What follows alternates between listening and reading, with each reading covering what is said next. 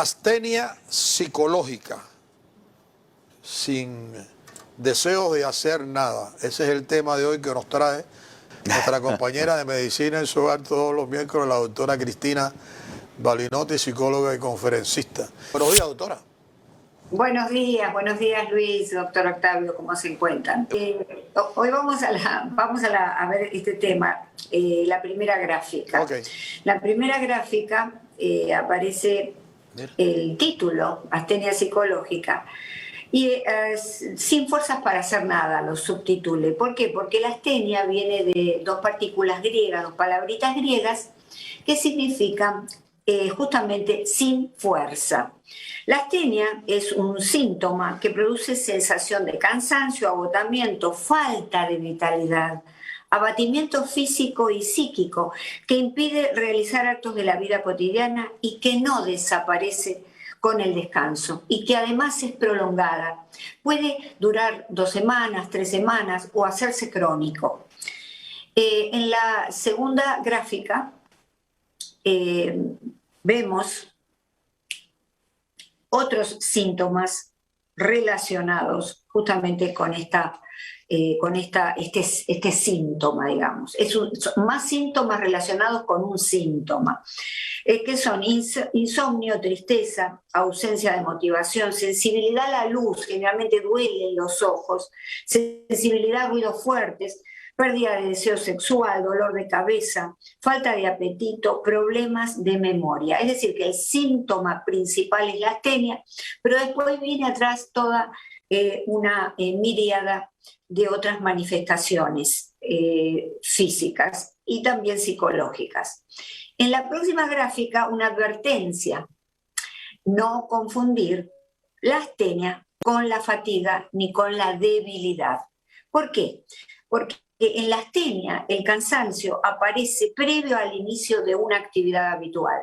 Es decir, yo me preparé para ir al gimnasio, bajé, pero ya no puedo entrar al gimnasio porque ya me estoy sintiendo altamente fatigado. En muchos casos ni siquiera tengo la fuerza para poder levantarme e ir al gimnasio o a realizar cualquier actividad que es habitual en mi vida. En la fatiga el cansancio aparece al comienzo de una actividad habitual. Quiere decir que empecé en la máquina caminadora y resulta que a los 5 o 10 minutos me tengo que ir porque es insoportable el cansancio y agotamiento que siento. La debilidad es una pérdida justamente de fuerza de algún miembro o musculatura que impide finalizar la actividad. Vale decir que estoy en el gimnasio, estoy corriendo y entonces pierdo fuerza en mis brazos, si estoy haciendo pesa o si corro en mis piernas, y esto me impide finalizar la actividad.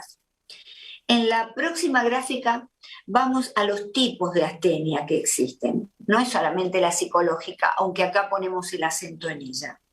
Existe la astenia psicógena, que quiere decir que está provocada por trastornos depresivos, cuadros de estrés o ansiedad. Es de aparición paulatina, evolución intermitente y duración superior a la orgánica. Es mayor en mujeres y siempre aparece al comienzo del día cuando uno se levanta. Mientras que la orgánica está provocada por enfermedades médicas. Atención, hay una astenia orgánica. Estas enfermedades médicas, ¿cuáles son? Bueno, pueden ser metabólicas, autoinmunes como el lupus, endocrinas, por ejemplo, también problemas tiroideos, neuromusculares, cardíacos, hematológicos como la anemia, renales, digestivas, pulmonares, y aparece casi siempre en un porcentaje elevado en el cáncer avanzado. Es mayor en varones, que notable. Y aparece al final del día, es decir, estuve muy bien, pero al final del día estoy con un agotamiento que es patológico.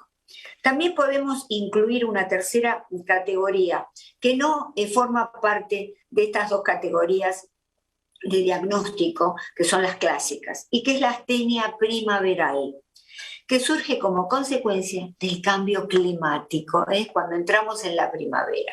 Sin embargo, muchos investigadores nos dicen que esto no está determinado como un cuadro clínico, sino como un síntoma de un cuadro subclínico de tipo somático. Puede aparecer, por ejemplo, en las alergias estacionales. Claro, la persona se siente agotada porque sufre de sus alergias. Muchas veces las medicinas no les hacen efecto y entonces se produce esta sensación que viene a ser consecuencia y no causa.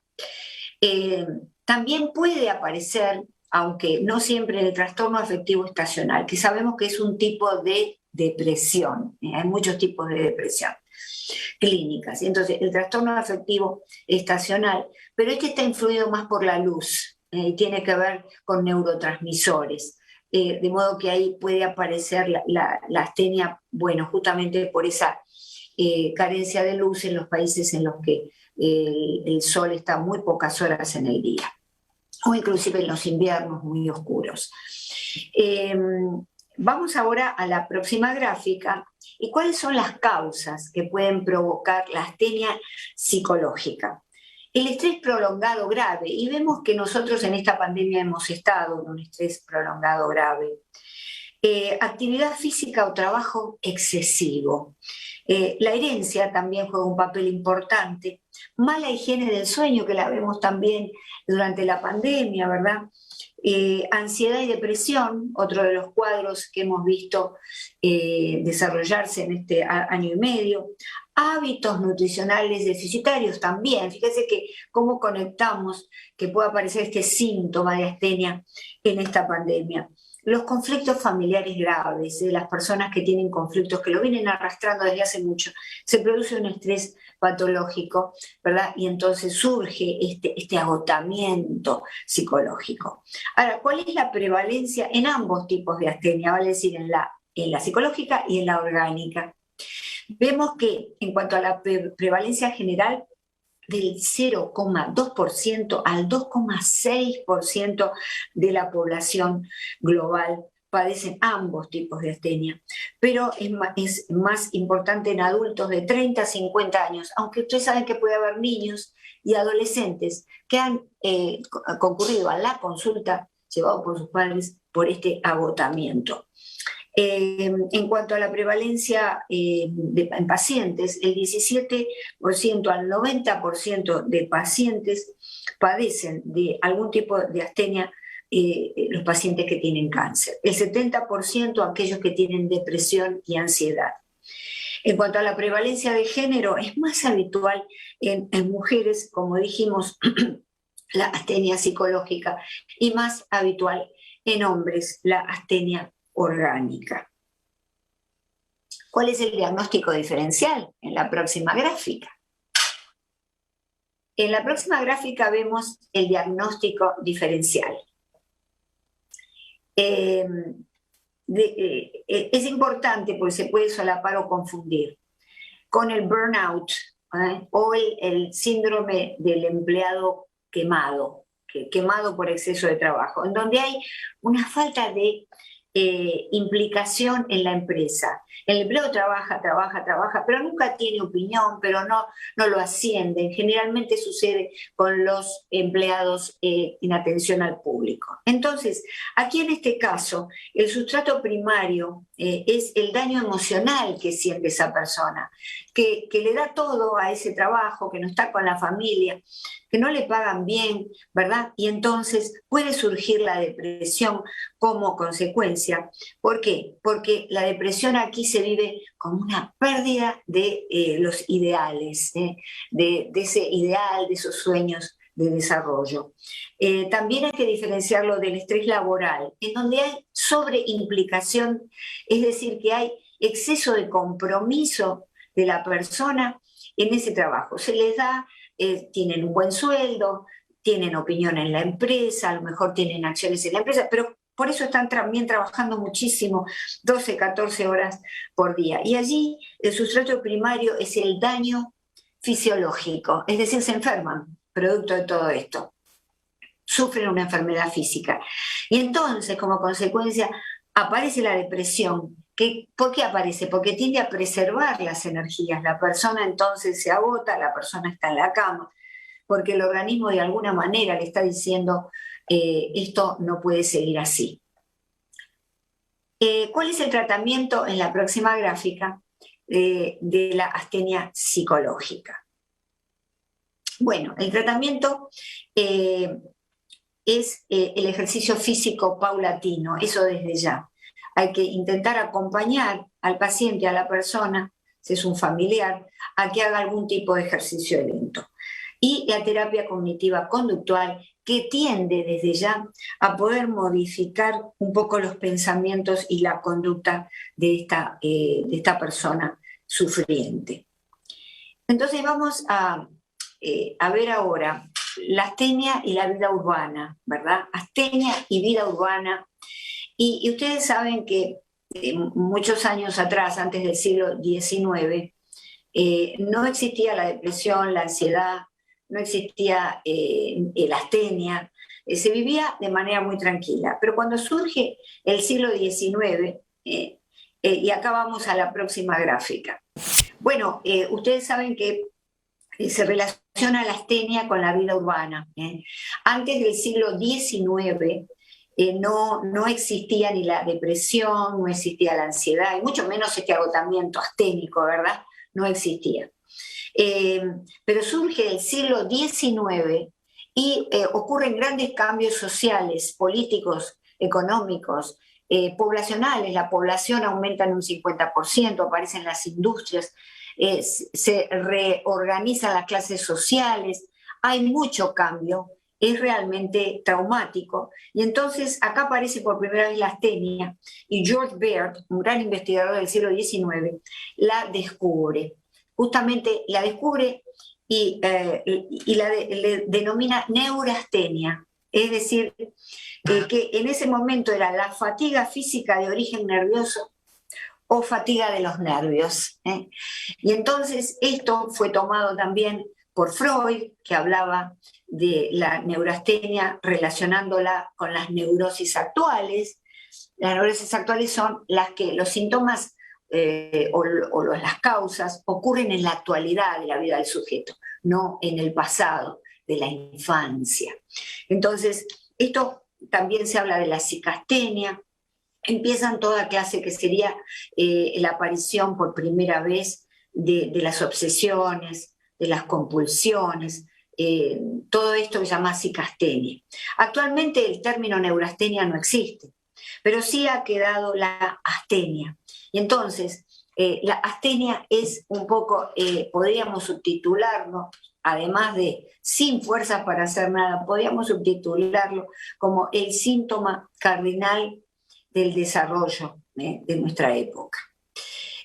Ustedes saben que en las órdenes monásticas de clausura, los monjes y las monjas no tienen ni ahora ni nunca han padecido astenia, ni han padecido ansiedad, ni han padecido depresión.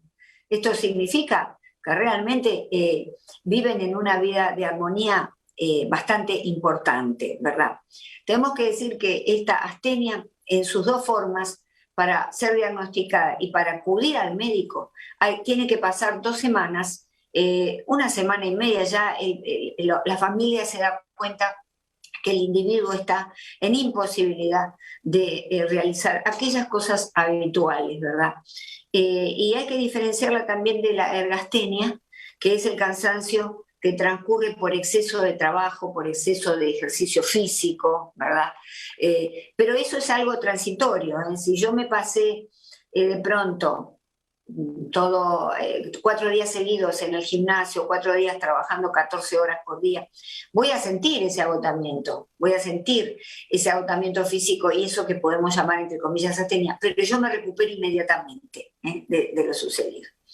Bueno, con esto les quise dar una visión y un ángulo diferente de las cosas que suceden en nuestra época y que lógicamente están agudizadas por nuestra época. Y me gustaría, doctora, poder coger un ejemplo con las personas mayores, es decir, estamos hablando de 70, 75, están limitados en salir, en hacer actividades limitadas. ¿Cómo esas personas pueden reforzarse para evitar de caer en una depresión? Bueno, lo que tenemos que hacer es muy importante la familia intervenir en este caso. Así como a los niños los estimulamos, les leemos libros, tenemos que hacer lo mismo con nuestros mayores. Sobre todo si se trata de personas que están iniciando un Alzheimer, que están con algún tipo de problemas cognitivos, es decir, con alguna discapacidad que empieza a asomar. Vamos a intentar hacer juegos con ellos, juegos de mesa o palabras cruzadas, en donde se tengan que esforzar un poquito y sientan esa necesidad de hacer cosas. ¿Por qué? Porque están acompañados. Leerles un buen libro, o leer de a dos, si es que están en habilidad de leer, por supuesto. Si no quieren salir, facilitarles algún método para que ellos puedan de alguna manera mover sus piernas, hacerlos caminar por el departamento, por la casa, siempre con alguna excusa. Por ejemplo, bueno, vení papá, mamá, acompáñame, vamos a hacer un tecito en la cocina. Entonces tratar de que no esté siempre sentado allí. Claro, entonces acompáñame, mira, te necesito para tal cosa. Y de paso, le hacemos ver que es importante, porque muchas veces el anciano o la persona ya mayor, me rehúso de decir anciano porque, bueno, hoy la gente mayor son jóvenes hasta los últimos momentos, salvo que estén padeciendo enfermedad vital, ¿verdad? Pero bueno, hacemos sentir, ellos sienten particularmente que ya no sirven, que los hijos están grandes, que ahora los tienen que ayudar. Exacto. Entonces le damos ese valor. Mirá, necesito tu consejo, papá, mamá, me pasó tal cosa, o vení, acompáñame que tengo que arreglar algo y no sé cómo hacerlo. Aunque nosotros sepamos, por supuesto. Implicarlos, no dejarlos allí en el living como un mueble. Y no, si a papá le gusta y le ponemos el televisor y ve todo el día el televisor, cosa que no es bueno, porque sabemos que necesitan interpretar la realidad por ellos mismos. Ver el televisor nos facilita y nos da información digerida que no nos obliga a pensar, digamos, a organizar las ideas de una manera real. Entonces vamos a sacarlos de allí y esta es una fórmula muy simple. Si tenemos un balcón, bueno, lo sentamos al balcón, pero no lo dejamos solo como dejamos al perrito, que es lo que muchas veces sucede, no porque seamos malos hijos, es porque la vida es lo que sucede, nos está llevando. Lo que sucede es eso, doctora. No, lo que sucede es que tenemos que pensar que también nuestros padres se sacrificaron por nosotros. Es verdad. Y nosotros tenemos que sacrificarnos por ellos, es lo que corresponde en la ley de la vida y de la herencia. Es cierto. Entonces, tenemos que hacerlo, ¿sí? Sacar tiempo al tiempo. Protegernos con suficientes barbijos. Yo creo que hay cosas que, porque entonces es peor el remedio que la enfermedad. Si no lo mata el virus a la persona mayor, lo mata la soledad, la inacción. Yo creo que ahí es donde uno tiene que empezar a evolucionar. Los padres hicieron su labor, ahora esa es parte de la labor de los hijos, que lo entiendan que es parte de la labor, porque a lo mejor no lo consideran así. Lo mismo todos los días. Y llega el momento en que te conviertes como un autómata y no te das cuenta. En efecto, para eso también hay ejercicios, hay que cambiar, cambiar los papeles del lugar, las fotografías que tenemos en el escritorio, la luz del velador. La luz del velador, mejor dicho, de la luz que tenemos en el escritorio. Cambiar el tema principal de la pantalla, la computadora. Digamos, llegar a casa, no siempre igual salir del trabajo, pasar a lo mejor por un café y tomarse un café, ir a la casa, llevar unas flores, ese tipo de cosas que van rompiendo la rutina. No dice, lo voy a dejar para más tarde. Y llega más tarde y no lo hace. Y se te fue ese día. Es una realidad. Por eso yo digo, yo creo que todos hemos pasado por etapas como esa. Por supuesto, todo ser humano, todos nosotros. Pero el tema es que no se establezca con cronicidad. Ahí está. Si yo estoy cansada hoy porque trabajé mucho y no me puedo ni mover a la noche, entonces, bueno, está bien, pero mañana me levanto y el sueño reparador me hace sentir bien. Pero si el sueño reparador, como indicaba el doctor, no me hace sentir bien, ahí estoy en un problema. Y tengo que consultar con el médico. Doctor Octavio, usted me había preguntado sobre la diferencia entre la depresión y Ajá. la astenia. Bueno, entonces, en principio decir que la depresión, en sus múltiples tipos, es una enfermedad mental. Es una enfermedad mental que tiene un asentamiento en los neurotransmisores. Es decir, hay neurotransmisores como la serotonina que faltan, y entonces hay que administrarlos artificialmente o intentar administrar esas drogas que recapturan, digamos, este neurotransmisor. Por eso la persona se siente mal, en todas sus formas, pero en distintas gradaciones. Está la distimia, la ciclotimia, tenemos el trastorno bipolar, tenemos el trastorno afectivo estacional también, la depresión atípica, la depresión mayor. Fíjate cuántos, digamos, depresiones hay, ¿verdad? Y tienen todas distinta forma de manifestarse en cuanto a agudeza. La más aguda es la depresión mayor. Ahora, la astenia es un síntoma que puede acompañar a la depresión y puede acompañar a enfermedades médicas y puede acompañar a trastornos psicológicos. Es decir, esa sensación de agotamiento está allí y entonces, pero está como síntoma, no está como síndrome ni está como enfermedad mental. A lo sumo es un conjunto de sensaciones, de síntomas, pero no una enfermedad, no llegan a cumplir el criterio de enfermedad. Tampoco tenemos que confundir la depresión con la tristeza, o que es una depresión subclínica, porque está la depresión clínica diagnosticable, que cumple con todos los criterios o la mayoría de ellos, y la depresión subclínica, es decir, el bajón, cuando estoy bajoneado, decimos en mi país. Hoy no sé qué me pasa, pero no tengo ese humor allá arriba, sino que estoy un poquitito. Y le decimos la palabra deprimido, pero en realidad podemos estar tristes, podemos estar a lo mejor sencillamente físicamente cansados. Tristeza por un duelo, no hay por qué decir se murió alguien querido y obviamente yo voy a estar muy triste, pero con una depresión subclínica, es decir, por debajo de lo clínico. No va a meritar el diagnóstico porque no llega a ser una depresión, Claro.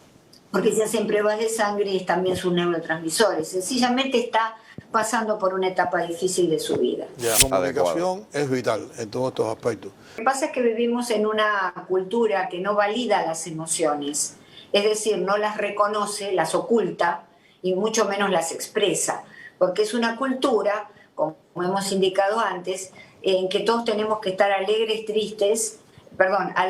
y allá arriba, exitosos. No se nos permite una emoción negativa, como puede ser, la tristeza, a veces la frustración también. Vale decir que tenemos que empezar a enseñar a nuestros hijos a validar las emociones, qué es lo que te pasa, y no decirles cuando están tristes, que los chicos están tristes a veces. ¿O por qué? Porque un amiguito no quiso jugar con ellos. Entonces uno dice, pero no seas tonto, levántate siempre con pavadas, ¿para qué vas a llorar o estar así por eso? Y entonces, ¿qué hacemos? Hacemos que el niño oculte esa emoción. Entonces tenemos que decirle, sí, ¿qué es lo que te pasa? Claro, tu amiguito no juega contigo, yo entiendo, a mí me pasaba lo mismo. Es importante que me digas cómo te sientes. Entonces vamos a dar un adulto en el futuro que va a poder expresarse, porque hablar de las emociones es muy importante. Vivimos en una cultura realmente que aparece tanta enfermedad física porque no está el principal canal de la comunicación verbal con el otro, está como apagado. Y entonces todo lo que no ponemos en la palabra, todo lo que no podemos expresar, me siento mal, ayúdame, lo vamos a poner en el cuerpo. Queda adentro como un alimento mal digerido y nos produce una enfermedad física. Mencionó también qué podemos hacer con una persona que está con astenia. Yeah. Los griegos lo tenían muy claro, tenían el corpus pitagóricus, que era de Pitágoras que lo había inventado, pero fíjate que ya conocían la depresión y ya conocían este tipo de cosas. Y entonces se aplica para la astenia de pronto lo mismo que para los procesos depresivos. Es decir, armonía con la luz solar, nos decía Pitágoras, salir a caminar o estar en un balcón por una hora, algo que recibamos el oxígeno y el sol, que es tan importante para ciertos procesos fisiológicos inclusive. Leer un buen libro también, tener a alguien a quien comunicar, con quien hablar, ese amigo, a veces la misma pareja, si es la pareja mejor, porque por ahí podemos comunicarle cualquier cosa que tengamos. La buena alimentación mediterránea, ¿no? Bueno, obviamente por el tema de Grecia, pero es decir, una alimentación liviana, a base de verduras, a base de nutrientes, pescado. Entonces todo eso, y yo los invito a hacer una prueba. Si usted un día come mucho pan y pastas y postres, se va a sentir pesado y no con muy buen humor. Mientras si ustedes practican comer un día una ensaladas con pescado, frutas, muchas frutas secas y frutas frescas, la energía va a elevarse y uno se va a sentir mucho mejor. Entonces esos son los consejos para el familiar que está con un familiar que padece de astenia o también que padece de depresión, porque con eso lo vamos a ayudar. Y otra cosa importante es que en esta cultura existe un folclore que banaliza la depresión a través de los libros de autoayuda. Yo si leo este libro determinado, voy a poder superar mi depresión. Y esto es uno de los grandes errores que lleva a mucha gente a caer en depresiones mayores y que lleva inclusive a situaciones muy extremas, como el suicidio. Porque la depresión no puede ser autocurada. Podemos ayudar con este corpus pitagóricus y todo esto que estamos diciendo, pero tenemos que ir a médico psiquiatra. El psicólogo nos dará la psicoterapia, el psiquiatra nos dará la medicación. Me vino a la mente una pregunta, porque te dice que aquí no se reconocen las emociones o la cultura norteamericana. Claro. ¿Cómo es posible? No sé, ¿cómo es posible que...? Claro, por ejemplo, si yo llego a mi casa y tengo un problema, y yo tuve un problema serio en el trabajo, pero bueno, estoy acostumbrado por crianza a que hay ciertas cosas que uno, porque de pronto es hombre y le pasa mucho a los hombres, uno se lo tiene que aguantar. Yo no voy a estar diciendo esto que pasó. Pero esa es la persona que tomó esa decisión. Llegamos a la casa y no lo contamos. Pero esa es la persona que tomó la decisión, no que la cultura le impide que usted pueda expresar sus emociones. Es la persona en particular. Es lo que quiero decir. La cultura te impide expresar las emociones que no sean de alegría extrema y de felicidad. Es decir, siempre hay que estar en la cima de la montaña, porque tenemos que vivir una vida superficial, porque pareciera que es eso a lo que nos va llevando, digamos, todo el derrotero cultural. Y además, nosotras las mamás y los papás, cuando criamos a nuestros hijos y tenemos que hacer un mea culpa, siempre no le damos importancia a lo que siente el niño cuando de pronto está llorando, cuando de pronto tiene una rabieta, y entonces lo levantamos de un brazo y no te portes así, pero siempre llorando, sos un pavote. Ese tipo de cosas que hace que el niño vaya ocultando lo que siente. Ya. Nosotros tenemos que empatizar con la emoción de nuestros hijos pequeñitos, y decirles, está bien, reconozco esta emoción, vení, vamos a hablarlo. Por eso es la universidad de la familia. La comunicación, para poder quizás lo que tú piensas que no es la realidad. Existe un ejercicio muy interesante, llegar a casa, escribir en una hoja de papel lo que me pasó y que no soy capaz de decir, guardarlo en una caja o en el cajón de la mesa del uso donde usted esté a mano y en el momento adecuado poder hablarlo, sacar el papel y leerlo en la familia. Muy bueno. Y muchas veces nos cambia el comportamiento, porque nos quedamos con eso por dentro que te va como corroyendo. Claro, entonces después te hace daño, la señora o el esposo dice, pero ¿qué te pasa? ¿Estás de mal humor? ¿Estás muy callado o estás muy callada? Claro, lo que pasa es que estamos rumiando, masticando eso que nos pasó, que no queremos decir, estamos masticando veneno. Ahí está, rumiando, qué bien le quedó. Yo creo que en estos momentos la comunicación debe de ponerse todos los días y hacer un esfuerzo tremendo en poder hablar de las cosas que nos rodean. Tenemos que mantener en salud el sistema digestivo psicológico. Amén. Muy bien. Muy bueno le quedó eso, doctora. Muchas gracias, me ha ayudado a mí y yo espero que que ha ayudado a todas las personas que están en sintonía con nosotros. Muchas gracias. No, gracias a ustedes, un abrazo.